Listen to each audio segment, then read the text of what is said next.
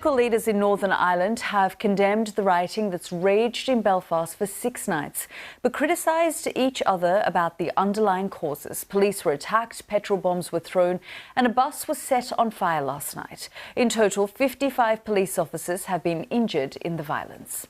The conflict in Northern Ireland goes back to the late 1960s. It's centred on religion and the area's status. Unionist parties, who represent mainly the Protestant community, believe it should remain part of the United Kingdom. But nationalist parties, who are mainly Roman Catholic, believe it should leave the UK and unite with the Republic of Ireland. A conflict between the two communities, known as the Troubles, started in the 60s and cost the lives of more than 3,500 people. On the 10th of April 1998, the Good Friday Agreement was signed between the UK government, the Irish government and Northern Ireland political parties. It set up a power-sharing government in Belfast, with the Republic having some say in areas like farming and health. The following month, a referendum was held on both sides of the Irish border for people to decide whether or not they wanted the agreement. The result was a resounding yes, and peace was restored. Chris Page has this report on Wednesday night's riots in West Belfast. The barrier, which is commonly known as a peace line, was anything but peaceful last night. The wall was built many years ago to try to stop clashes between politically divided communities in West Belfast. But there was trouble on both sides as crowds threw petrol bombs, fireworks and bricks. The violence began on the Loyalist Shankle Road, where protesters had gathered. A bus was hijacked and set on fire. There were no passengers on board, but the driver was said to be very shaken.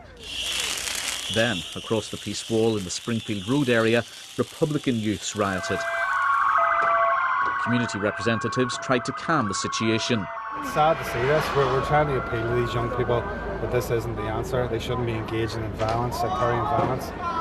It's only a matter of time, I feel, before someone gets seriously hurt here.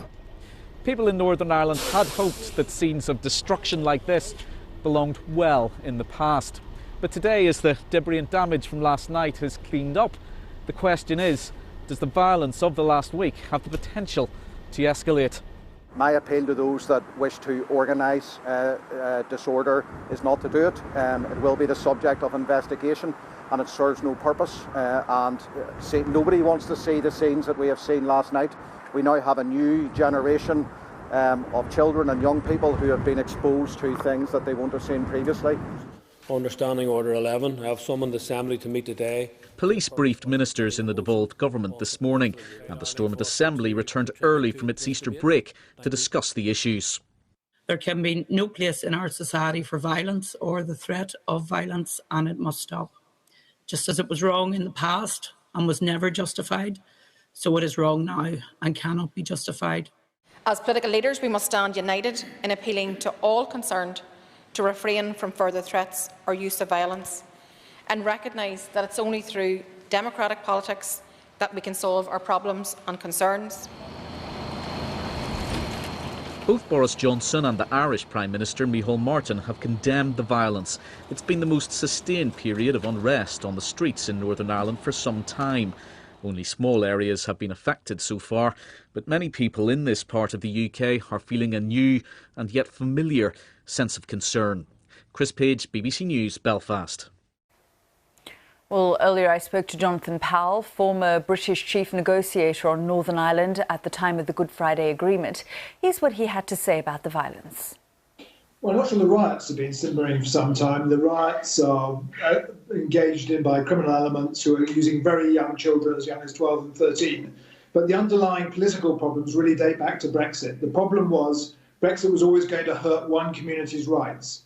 If we leave the EU, there had to be a border somewhere. It could be on the island of Ireland, which would hurt nationalists and Republicans, or in the Irish Sea, which would hurt unionists. And that's led to unionists getting angry, particularly because the implementation of it has led to real problems in terms of supermarkets and supplies coming in.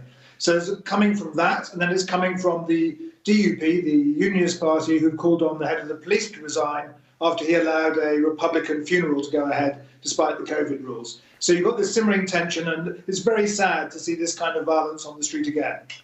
I mean, this is obviously a very complex situation, and you know all about the troubles all too well. I mean, are we seeing a situation where we're rolling back to the past?